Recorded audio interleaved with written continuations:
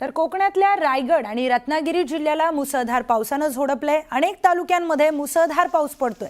रत्नागिरी जिल्ह्यातल्या मंडणगड संगमेश्वर मध्ये मुसळधार पाऊस पडतोय, तर जगबुडी नदीने धोक्याची पातळी ओलांडली आहे। मुंबई गोवा हायवेवर देखील अनेक ठिकाणी पाणी साचल्याने वाहतूक विस्कळीत झाली आहे।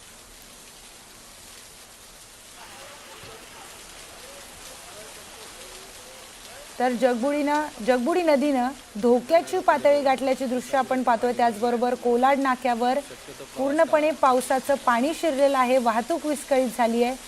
तिसऱ्या दृश्यामध्ये मंडणगडला पावसाने कशा पद्धतीने झोडलंय, किती मुसळधार पाऊस तिथे पडतोय ते आपण पाहतोय। तर संगमेश्वरला देखील मुसळधार पाऊस पडतोय, यामुळे रस्त्यांवर देखील पाणी आलंय आणि नागरिकांची जी तारंबळ तिथे होतीये पावसाचं पाणी वाढल्यामुळे ती आपण बघू शकतो। कोकणाला पूर्णपणे पावसाने झोडपून काढलंय, ही चार दृश्य आपण पाहतोय। तर रायगड जिल्ह्याला मुसळधार पावसाने झोडपलंय। जिल्ह्यातील 6ही तालुक्यांमध्ये मुसळधार पाऊस पडतोय।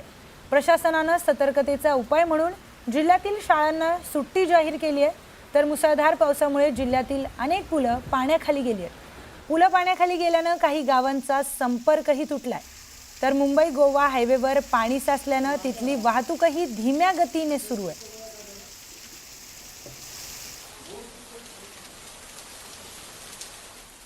तर सोमवारी पावसाने मुंबईसह उपनगरात आणि राज्यातील विविध भागांमध्ये जोरदार हजेरी लावली। हवामान खात्याकडून 24 तासांसाठी मुंबई शहर आणि उपनगरामध्ये साधारणपणे ढगाळ आणि अधूनमधून मध्यम स्वरूपाचा पाऊस पडेल असा अंदाज वर्तवला होता। अशामध्येच मुंबईच्या पश्चिम उपनगरात जोरदार पावसामुळे अंधेरी सबवे पूर्णपणे पाण्याखाली गेलाय। सबवे हा सखल भागात आहे, तर अंधेरी सबवे खाली 2 ते 3 फूट पाणी भरल्यामुळे वाहतुकीसाठी हा मार्ग बंद करण्यात आला। अंधेरी सबवे बंद झाल्यामुळे अंधेरी पूर्व आणि पश्चिम परिसरात वाहतूक कोंडी निर्माण झाली आहे। या संदर्भात अधिकची माहिती जाणून घेऊयात। आपल्या प्रतिनिधी सुस्मिता भदाणे आपल्या सोबत जोडल्या गेलेल्या आहेत। सुस्मिता, अंधेरी सबवे खाली 2 ते 3 फूट पाणी भरलंय आणि यामुळे आता वाहतुकीचा मार्ग बंद झालाय, तिथल्या नागरिकांना त्रास होतोय, काय नेमकी तिथली परिस्थिती? खरं तर अंधेरी सबवे हा सखल भागात येतो, त्यामुळे ज्या ज्या वेळेला मुंबईमध्ये पावसाचा जोर वाढतो त्यावेळेला अशा पद्धतीने जे सबवे मुंबईमध्ये आहेत त्या ठिकाणी पाणी भरणं हे स्वाभाविक आहे आणि ते आजही तशाच पद्धतीचं आपल्याला चित्र पाहायला मिळतंय। कारण सकाळपासूनच पावसाचा जोर हा प्रचंड आहे। सध्या आपण मरीन ड्राईव्ह परिसरात आहोत। या मरीन ड्राईव्हच्या चौपाटी भागामध्ये आपण जर बघितलं तर 3 वाजल्यानंतर 4 मीटरहून अधिक उंचीच्या लाटा उसळणार आहेत आणि पश्चिम बंगालच्या सागरी भागामध्ये कमी दाबाचा पट्टा सक्रिय झाल्यामुळे आपण बघतोय की त्याचा थेट परिणाम महाराष्ट्रातील वातावरणावर झालेला आपल्याला पाहायला मिळतो आहे। हा कमी दाबाचा पट्टा राजस्थान पासून बिकानेर पर्यंत अगदी मध्य प्रदेश पर्यंत हा कमी दाबाचा पट्टा सक्रिय असल्यामुळे मुंबईसह महाराष्ट्राच्या अनेक भागांमध्ये वातावरणात जर आपण बघितलं तर मोठा बदल पाहायला मिळतोय। सकाळपर्यंत मुंबईमध्ये येलो अलर्ट देण्यात आलेला होता, परंतु आता हा अलर्ट बदलून ऑरेंज अलर्ट करण्यात आला आहे। मुसळधार पाऊस असणार आहे आणि अतिशय मेघगर्जनेसह पाऊस होण्याची शक्यता आहे। समोर आपण बघतोय की ही संपूर्ण मुंबापुरी आहे जी काळ्या मेघांनी आच्छादलेली आहे। मुंबईसह महाराष्ट्राच्या इतर भागांचा जर विचार केला तर रायगड, रत्नागिरी आणि कोकण किनारपट्टीला रेड अलर्ट देण्यात आलेला आहे। मध्य महाराष्ट्रामध्ये येलो अलर्ट आहे, तर विदर्भामध्ये सुद्धा पावसाचा जोर काही अंशी वाढणार आहे।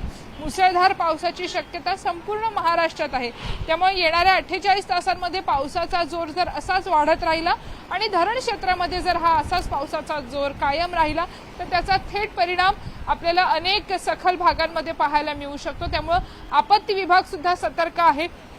मुंबईच्या किनारी भागांमध्ये नागरिकांनी येऊ नये अशा सूचना सुद्धा देण्यात आल्या। त्यामुळे चौपाटी असेल, marine drive, Versova beach, Juhu beach अशा अनेक सागरी भागांमध्ये आता अलर्ट हा देण्यात आलेला आहे। कारण उंच लाटा या उसळत आहेत आणि पावसाचा जोरही परिणामी वाढलेला आपल्याला संपूर्ण मुंबईसह महाराष्ट्रात। धन्यवाद आपण दिलेल्या सविस्तर माहितीसाठी। तर रायगड आणि रत्नागिरीसह आता मुंबई आणि उपनगरामध्ये देखील मुसळधार पाऊस पडलेला आहे, ती दृश्य आपण पाहतोय। तर पनवेल आणि उरणला देखील मुसळधार पावसानं झोडपून काढलंय। खारघर, उरण, उल्वे या भागाला पावसानं चांगलंच झोडपून काढलंय। शहरातील काही सखल भागात आणि MIDCच्या काही भागात पाणी साचलंय, तर नवी मुंबईलाही मुसळधार पावसानं झोडपलंय। बेलापूर, वाशी, खारघर, उरण या भागांमध्ये मुसळधार पाऊस पडतोय। पावसाचा अलर्ट पाहता महानगरपालिकेचा आपत्ती व्यवस्थापन विभागही सज्ज झालाय। तर या संदर्भातली अधिक माहिती जाणून घेऊयात आपले प्रतिनिधी विश्वनाथ सावंत यांच्याकडून। विश्वनाथ, मुंबईसह आता नवी मुंबईत देखील तुफान पाऊस पडल्याची दृश्य आपण पाहतोय, काय तिथली उपाययोजना आहे? निश्चितच ठाणे बेलापूर पट्टा असो किंवा उरण आहे, पनवेल आहे, या भागामध्ये रात्रीपासून पाऊस पडतोय, संततधार पाऊस पडतोय। थोडाफार कमी प्रमाण आहे, पण संततधार असल्यामुळे सखल भागात पाणी साचायला सुरुवात झाली आहे। खास करून तुर्भे सभे असेल किंवा आता आपण दृश्य पाहत आहोत, जुईनगर रेल्वे स्टेशन बाहेर सायन पनवेल मार्ग आहे, त्या मार्गावर देखील पाणी साचायला सुरुवात झाली आहे। आणि वाशी असो किंवा कोपर खेळण्याचा रेल्वे पट्टीचा जो सबवे असेल, त्या परिसरामध्ये पाणी साचायला सुरुवात झालेली आहे। एकूणच पाहता असाच जर पाऊस पडत राहिला तर निश्चितच वाहतुकीचा खोळंबा होईल। प्रामुख्याने महामार्गावर जे नाशिकला जाणारा असेल किंवा मुंबईला दिशेने जाणारे मार्ग आहेत, त्या मार्गावर पाणी साचण्याची शक्यता आहे। त्यामुळे नवी मुंबई महानगरपालिका सज्ज झाली, आपत्ती व्यवस्थापन जे सज्ज झालेले आहे, एकूण 24 तास ते कार्यरत आहेत। सध्या तरी मोठ्या प्रमाणात पाणी साचलं नसेल तरी पण येत्या काळामध्ये जर संध्याकाळपर्यंत किंवा दुपारपर्यंत जरी असा पाऊस सततधार पडत राहिला 3 वाजेपर्यंत तरी या परिसरामध्ये सकल भागात पाऊस साचण्याची शक्यता निश्चितच म्हणता येईल। निश्चितच विश्वनाथ, तिथली जी परिस्थिती आहे ती अतिशय मुसळधार पावसामुळे नागरिकांचं देखील जीवन विस्कळीत झालेलं आहे। त्याचबरोबर आता नवी मुंबईत देखील पावसाने हजेरी लावल्याची दृश्य आपण पाहतोय।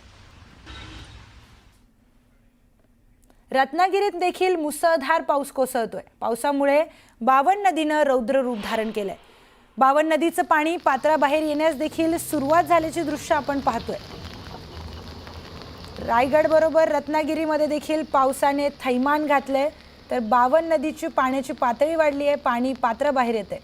याच संदर्भात अधिकची माहिती जाणून घेऊयात। आपले प्रतिनिधी सचिन सावंत आपल्यासोबत जोडले गेलेले आहेत।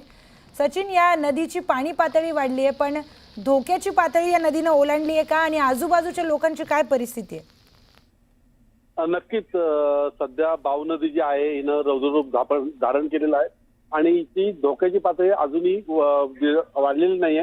ही नदी जी आहे इशारा पातळीच्या वरती आता सध्या वाहते आणि आजूबाजूला ह्या नदीच्या कडेला मोठ्या प्रमाणावर शेती केली जाते। तिथे साहजिक वस्ती आहे आणि या वस्तीकडून तिथे त्या भागामध्ये मोठ्या प्रमाणात शेती केली जाते। ह्या शेतीमध्ये ह्या नदी आता सध्या कुठेतरी घुसलेलं पाहायला मिळतंय। त्याच्यावर एक परतुरी ते कोळंबे असा एक ब्रिज देखील आहे, जिथून ये जा होत असते वाहनांची। त्या ब्रिजला देखील आता पाणी टेकल्याचं चित्र या ठिकाणी निर्माण झालेलं आहे। एकंदरीतच पाहिलं तर कोकणाला आपल्या संगमेश्वरला पूर्णपणे पावसानं झोडपून काढलेला आणि काल रात्रीपासून मुसळधार पाऊस पडतोय, अखंडपणे पडतोय। त्यामुळे हे नदी पात्र जे आहेत ते आता हळूहळू वाढायला लागलेले आहेत। सातत्यानं अजून काही वेळ जर पाऊस असाच चालू राहिला तर धोका पातळी जी आहे ही नदी नक्की ओलांडणार, यात काही तीळ मात्र देखील शंका नाही। कारण आता सध्या कोकणातल्या ज्या 9 प्रमुख नद्या आहेत ह्या आता सध्या तरी इशारा पातळीच्या वरती धावत असल्याचं चित्र सध्या पाहायला मिळतंय। निश्चितच सचिन, धन्यवाद आपण दिलेल्या सविस्तर माहितीसाठी।